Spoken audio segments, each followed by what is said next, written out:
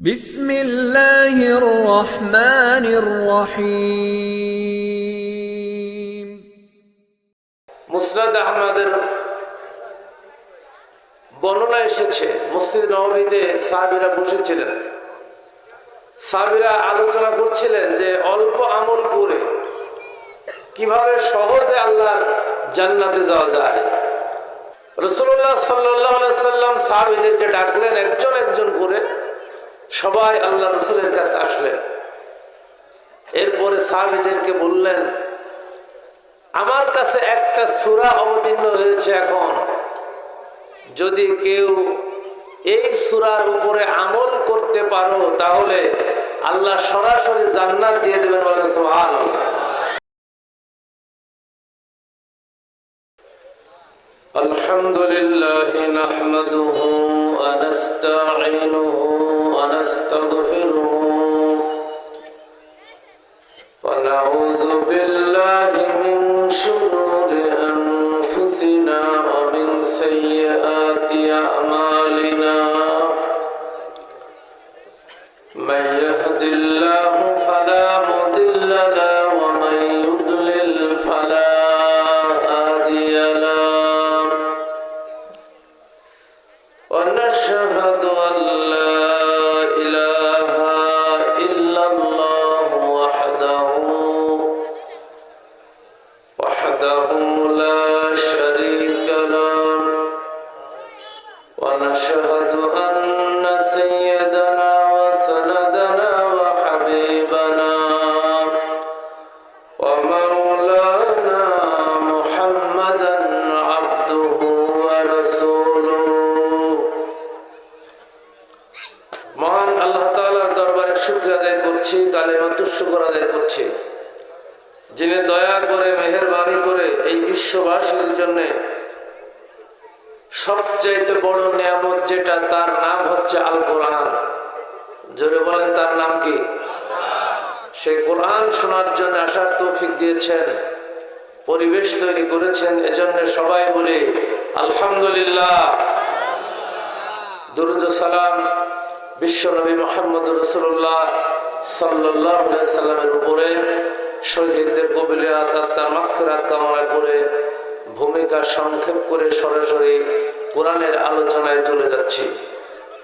কারণ রাত গভীর হয়েছে, অলরেডি 11টা পার হয়ে গেছে, ঘুমানোর সময় চলে এসেছে। এখন অনেকের ঘুম আসবে, আর এখন আমাকে দেয়া হলো স্টেজে আলোচনা করার জন্য। আল্লাহ ভালো জানে কতটুকু করতে পারবো আর আপনারা কতটুকু শুনতে পারবেন।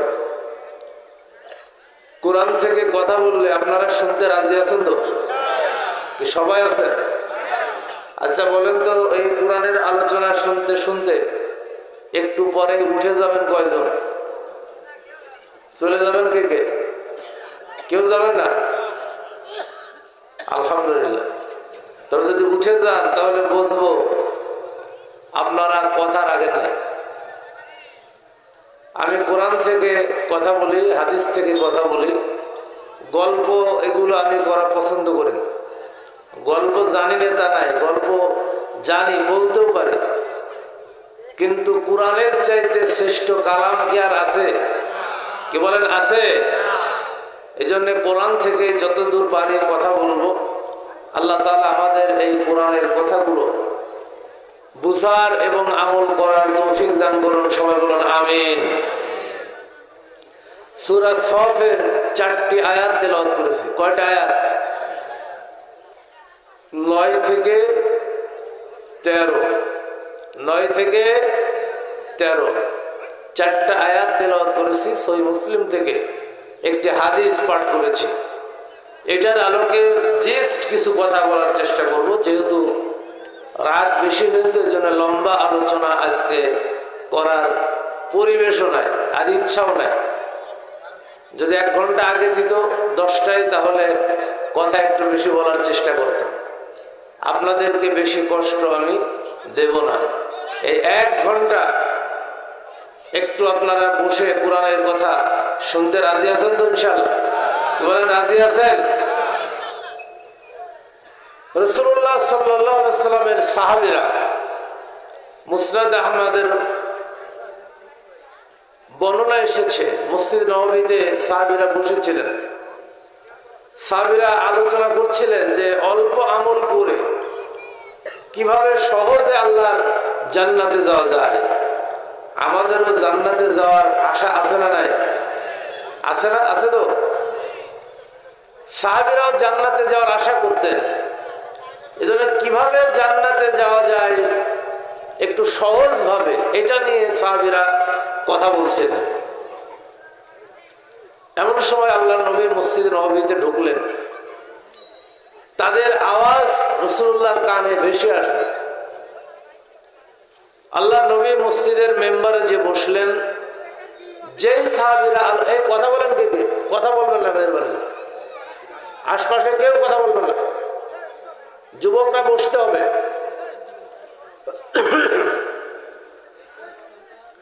সম্মানিত ভাইরা, রাসূলুল্লাহ সাল্লাল্লাহু আলাইহি সাল্লাম সাহাবীদেরকে ডাকলেন একজন একজন করে, সবাই আল্লাহ রাসূলের কাছে আসলেন।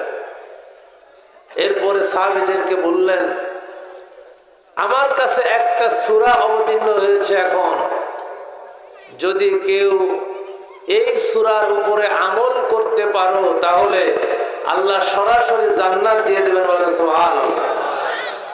সাহাবীরা প্রশ্ন করলেন, ইয়া রাসূলুল্লাহ, সেই সূরা কোনটি? তখন আল্লাহর নবী সূরা সফ তেলাওয়াত করে শুনিয়ে দিলেন।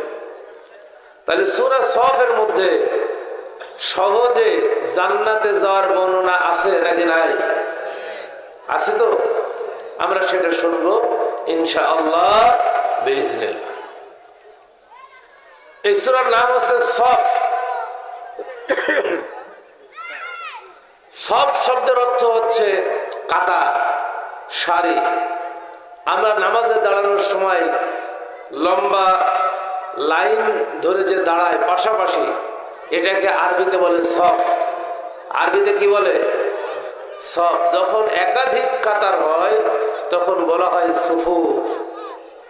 এজন্য আমাদের বাংলাদেশে ইমামরা এই শব্দটা ব্যবহার খুব কম করে, কোন কোন মসজিদে করে, কিন্তু মক্কা মদিনায় যখনই নামাজে দাঁড়ানো হয় তখন ইকামতের পরেই ইমাম মুসল্লিদের দিকে ঘুরে বলে, আকিমু সুফুফাকুম, তোমরা কাতার সোজা করে দাঁড়াও।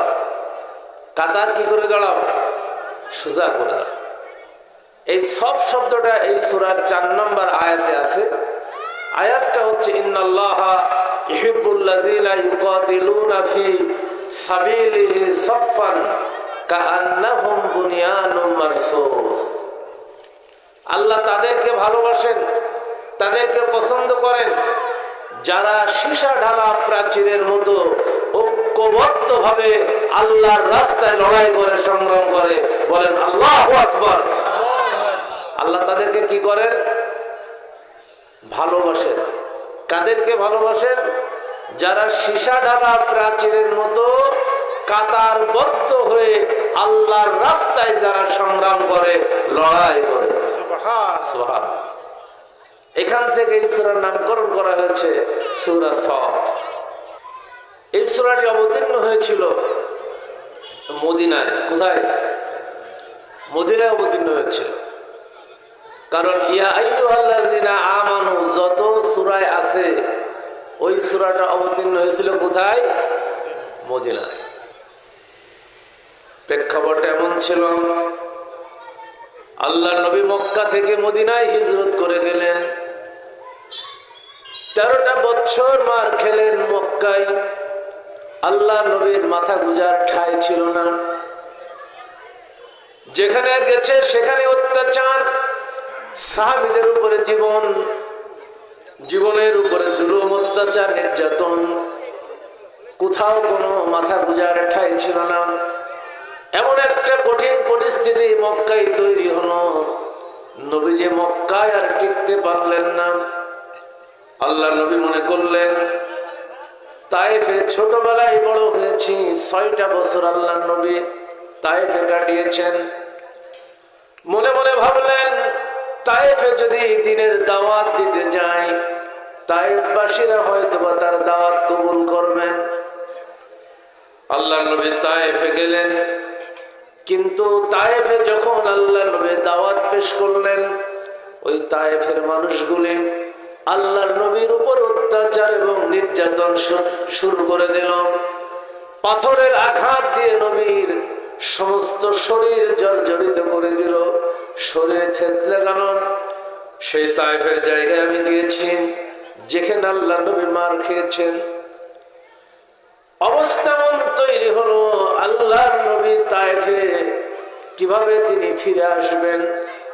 এদিকে মক্কায় আসার মতো কোনো অবস্থা নাই, কোনো চিকিৎসার ব্যবস্থা নাই। অনেক কষ্ট করে রব্বুল আলামিনের হাবিব উতবা ইবনে রবিয়ার আঙ্গুর বাগানে গিয়ে শুয়ে পড়লেন, আর তিনি বসে থাকতে পারলেন না। ওই বাগানের মালিক ছিল আদ্দাস রাদিয়াল্লাহু তাআলা আনহু। ইউনুস নবীর দেশের মানুষ ছিলেন।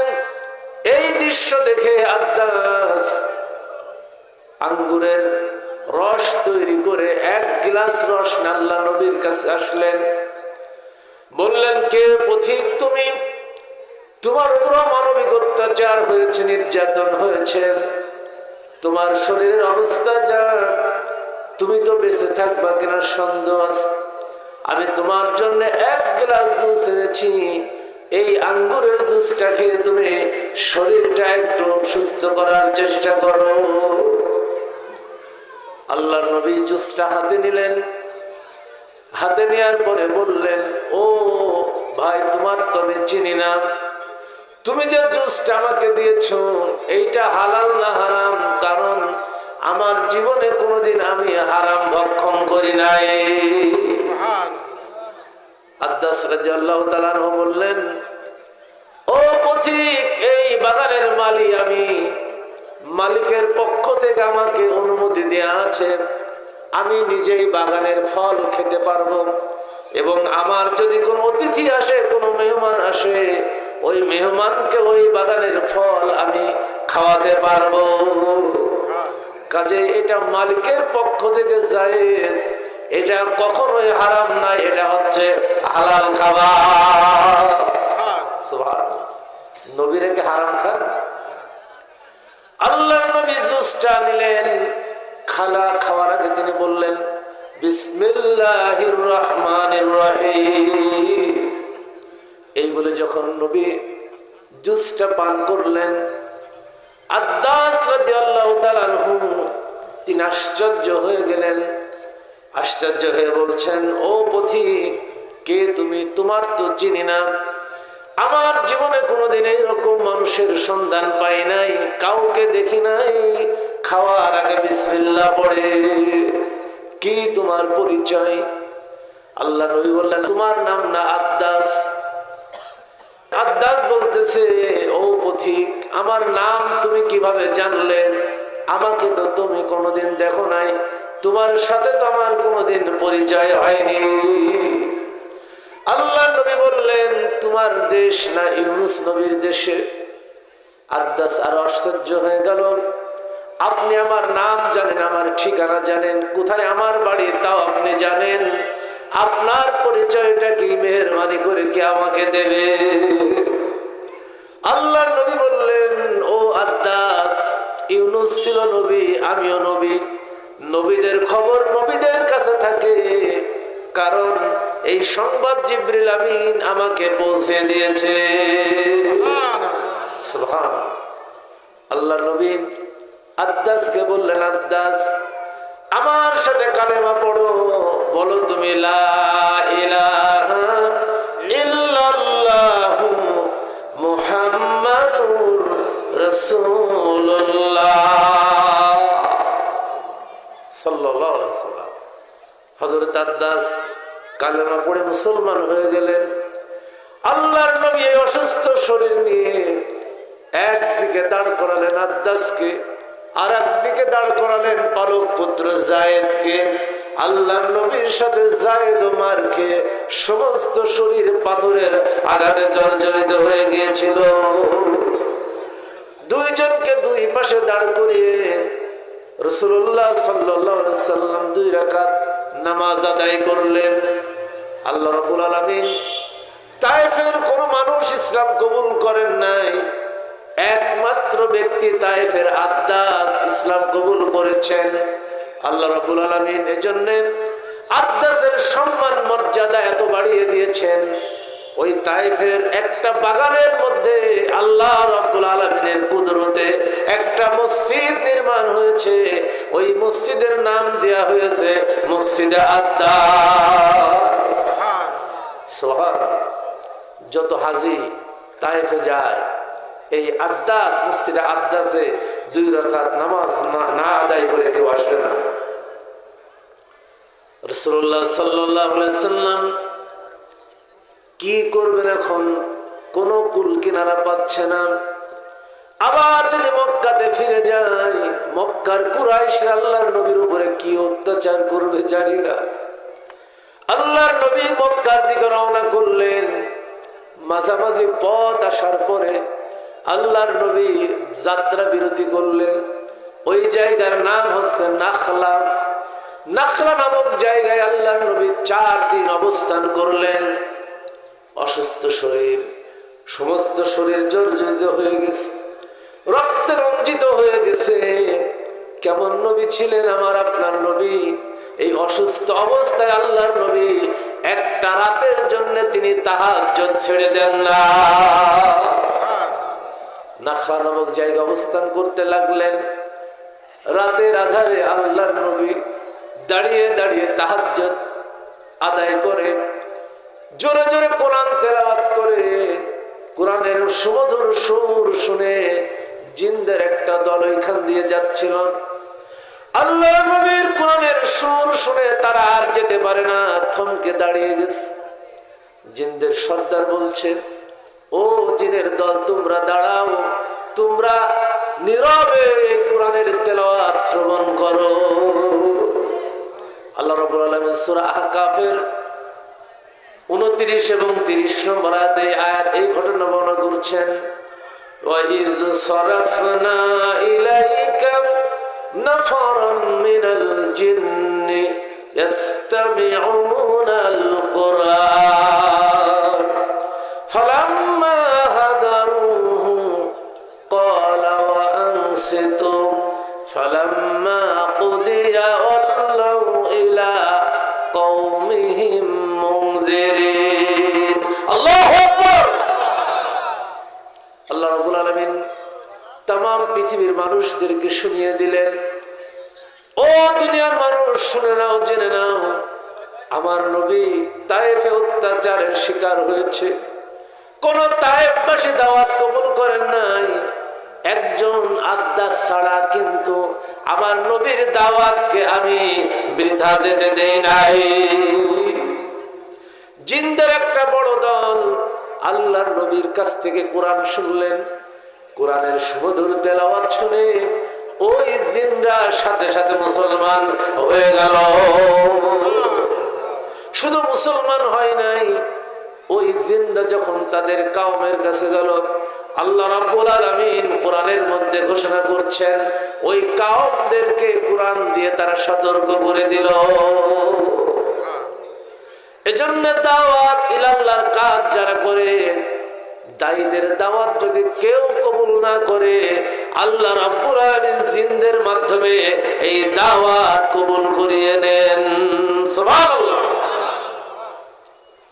রাসূলুল্লাহ সাল্লাল্লাহু আলাইহি সাল্লাম কি করবেন, কোথায় যাবেন, এমন একটা কঠিন অবস্থার মধ্যে পড়ে গেলেন। মদিনার চতুর্দিকে শুধুই লাশের গন্ধ, বাড়ি ঘরদোর সব ভেঙে ফেলা হচ্ছে, একটার পর একটা মুসলমানদেরকে হত্যা করা হচ্ছে, শহীদ করা হচ্ছে, ঘর বাড়িগুলো সব ভেঙে ফেলা হচ্ছে, মাল সম্পদ সব ছিনতাই করে নেওয়া হচ্ছে। আল্লাহর নবী কি করবেন, দিশাহারা হয়ে গেছেন। মনে মনে নবী ভাবছেন, আল্লাহ রাব্বুল আলামিন এত কষ্ট তো আর সয় না।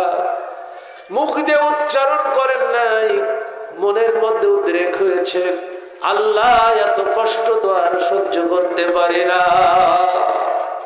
আল্লাহ রাব্বুল আলামিন নবীকে শুনিয়ে দিলেন সূরা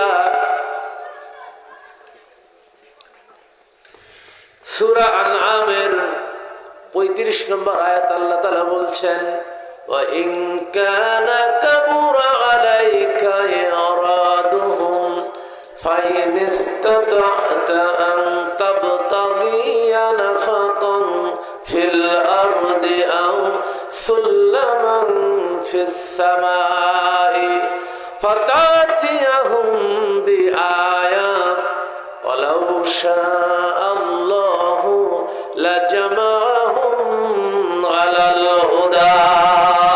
আল্লাহু আকবার। আল্লাহ রাব্বুল আলামিন নবীকে শুনিয়ে দিলেন, ও আমার নবী, তোমার মনের মধ্যে উদ্রেক হয়, এত কষ্ট তুমি সহ্য করতে পারো না। যদি কাফেরদের উপেক্ষা তোমার সহ্য না হয়, তাহলে তুমি জমিনে একটা সুড়ঙ্গ তৈরি করো, অথবা আসমানে একটা সিঁড়ি লাগাও। এইখান থেকে কোনো নিদর্শন এনে এই মক্কার কাফের গুলোকে তুমি হেদায়েত করে দাও। নবীর কাছে কি হেদায়েতের চাবিকাঠি ছিল নাকি? কি বলেন, চাবিকাঠি ছিল? হেদায়েতের মালিক কে? আল্লাহ ছাড়া কেউ হিদায়াত দিতে পারে? আল্লাহ তাআলা বললেন, আমি যদি চাইতাম নবী হে, এই মক্কার কাফের আবু জেহেল, আবু লাহাব, উতবা, শাইবা, এই মানুষগুলি হেদায়েত করার জন্য একটা সেকেন্ডের মধ্যে আমি এদেরকে হেদায়েত করে দিতে পারতাম। কিন্তু এটা আমি আল্লাহর সুন্নাহ নাই।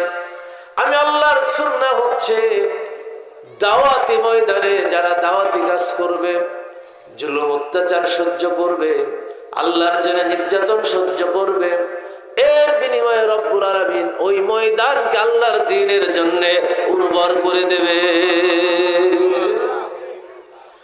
নবী কি করবেন চিন্তা করলেন, এখন তো মক্কায় আর ঢোকার মতো পরিবেশ নাই। চলে গেলেন জাহিলি যুগে আল্লাহ নবীর পরিবারের সাথে সম্পর্ক ছিল উতবা ইবনে মুঈত, সম্ভ্রান্ত ব্যক্তি, তার বাড়িতে আল্লাহ নবী চলে গেলেন। বললেন, উতবা ইবনে মুঈত, আমার নিরাপত্তার দায়িত্বটা তুমি নাও। অন্তত পক্ষে আমি যাতে মক্কায় প্রবেশ করতে পারি, মক্কায় প্রবেশ করার ব্যবস্থা তুমি করে দাও। উতবা ইবনে মুঈত আল্লাহ নবীর নিরাপত্তার দায়িত্ব নিলেন। তার সন্তানদেরকে তৈরি করলেন, সবার হাতে তরবারি দিয়ে দিলেন। সন্তানদেরকে বললেন, আমি মুহাম্মদ ইবনে আব্দুল্লাহ ইবনে আব্দুল মুত্তালিবের নিরাপত্তার দায়িত্ব নিয়েছি। মক্কায় যদি মুহাম্মদের গায়ে কেউ আঘাত করে, ও আমার ছেলেরা, তোমাদের জীবন থাকতে তোমরা একটাওকে ছেড়ে দেবে না। উতবা ইবনে মুঈতের সন্তানেরা তরবারি নিয়ে দাঁড়িয়ে থাকলেন। আল্লাহর নবীর হাত ধরে উতবা ইবনে মুঈত মক্কা নগরীতে প্রবেশ করলেন। মক্কার কুরাইশদের বললেন, ও কুরাইশরা শোনো, আমি মুহাম্মদ ইবনে আব্দুল্লাহ ইবনে আব্দুল মুত্তালিবের নিরাপত্তার দায়িত্ব নিয়েছি। তোমরা যদি তার গায়ে একটা নখের আঁচড় দাও, আমার সন্তানরা তোমাদের কল্লা ফেলিয়ে দেবে। আল্লাহ নবীর গায়ে কেউ হাত দিতে পারে না। পেরেছিল নাকি?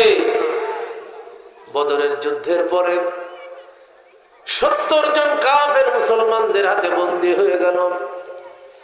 আল্লাহর নবী ওই দিন বলেছিলেন, উতবা ইবনে মুঈত যদি বেঁচে থাকতো, তখন উতবা ইবনে মুঈত মারা গেছে। উতবা ইবনে মুঈত যদি বেঁচে থাকতো আর যদি আমার কাছে বলতো, মুহাম্মদ তুমি এই 70 জন কাফেরকে ছেড়ে দাও, আমি বিনা পয়সায় 70 জন কাফেরকে ছেড়ে দিতাম। আল্লাহ নবী মক্কায় প্রবেশ করলেন। কঠিন অবস্থা তৈরি হয়ে গেল। হজের মৌসুম এসে গেল। হজ করার জন্য মদিনা থেকে 72 জন সদস্য এসেছে। তার নেতৃত্বে আছে